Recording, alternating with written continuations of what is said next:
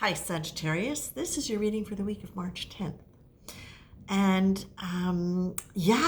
before I forget, if you like this, if you find it helpful in any way, I would really appreciate it if you'd like, share, subscribe to get a little bit more activity on this particular video, because I'd like to be able to reach out to more Sagittarius. And those things will help the channel get presented to people who might be interested. Now, for you,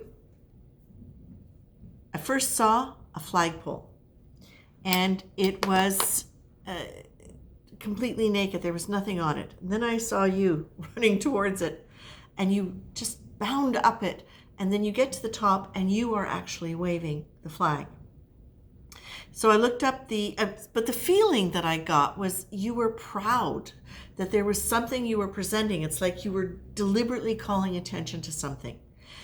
And when I looked up the definition of running it up the flagpole, it is an expression that is about, what did they say, presenting an idea or proposal tentatively to gauge the reaction or response it receives. And that sort of made sense to me, because I feel like this is something new you're doing or you're proposing, but at the same time slightly different, because there's nothing tentative about this. With you showing this off, you are absolutely 100% sure what you are offering is quality. Now, I know, of course, this is not going to be for every Sagittarian, but for those of you who have been working on a project, who are getting ready to present it, unveil it, it could be artwork, it could be business, it could be a new system of running your home that you're getting the family involved in. It could be many different things, but it feels to me like whatever it is, it's something that you've been working on, that you have put together and taken many elements and put it together, and now you've put it together in a package where you're sitting back going, yes, yes. And the cards that you're getting are absolutely brilliant. You get power. You get pride, you get grace and gratitude, you get God head over heels in love with you, and you get angels everywhere. So what I want to say about all of this is the feeling that I'm getting with this. We are in very uncertain times. We all know that. Things are changing dramatically.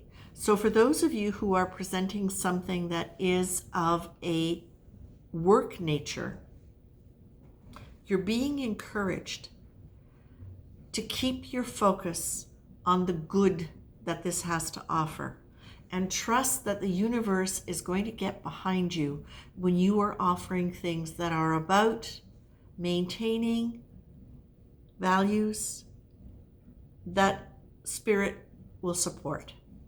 So everything that is coming from the love side versus the fear side. However you present this, please look at your language and really present this from the point of view of, this is the good that it will offer. This is how we present possibilities and options for harmony, for peace, for health, for whatever it is you're offering. The idea is the universe is going to get behind you when what you are offering stands for spiritual values, compassion, harmony, peace, health, well-being, self-consciousness, self-awareness, cooperation. You're going to have it, my friends, you are going to have it. You have got the power card, and the power card, which is the first card that literally popped out of the deck, the first one was grace, and then power came second. So grace has a smooth, easy, peaceful, and a supportive quality. It flows naturally into us and through us. It's an experience of letting the benevolent universe take us through our movements and guide us with a loving hand. And this, for me, is the key elements in this are the universe supporting, guiding with a loving hand. Power is an energy radiating from the center of your being, from your heart. It is spirit guided. It is highest good of all concerned. It is guiding you along the best route because it is coming from a state of higher mind and heart.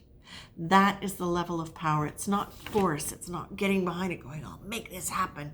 Engage in the power of love, of heart, of compassion, of that energy that is emanating from the center of every single one of us if we would just get in contact with it.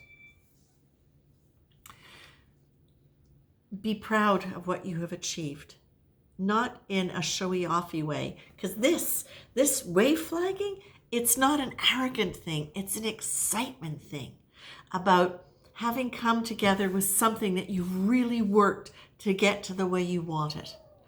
And it's been a challenge. You've worked through some big issues in yourself and in understanding things, relationships, work, attitudes that have allowed you to come to this place. And it's those things which have actually allowed it to become what it needs to be. Whatever conflict you went through to get to this place, it's part of what helped you define yourself and the value of what you are and what you are offering. You have, what would you do if you knew God was head over heels in love with you? How would you be?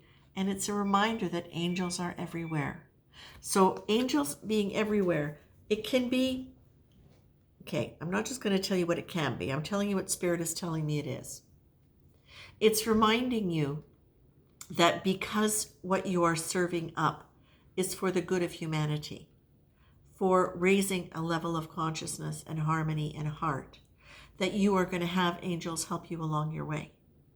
And that when you find people who look as though they're getting in the way, say, you know what? They're angels too. I don't know how, but it's helping me. And the phrase that kept coming to mind was an Abraham Hicks mantra that I used at a period of time a lot. And I still call up when I'm going through or when things don't look the way I'd ideally think they should look if things were going well. I remind myself, everything is always working out for me. Everything is always working out for me, even if I don't see it right now. Everything is working out for my highest good. And that is your mantra, to stay in grace and in gratitude, which is such a powerful energy. Look for cognitive distortions in your speech when you are presenting ideas, but also when you're running things by in your own head. If it starts feeling heavy or troublesome, check where the cognitive distortions, where your words can actually be taking you down, and change them, okay? And you've got the sorry not sorry card.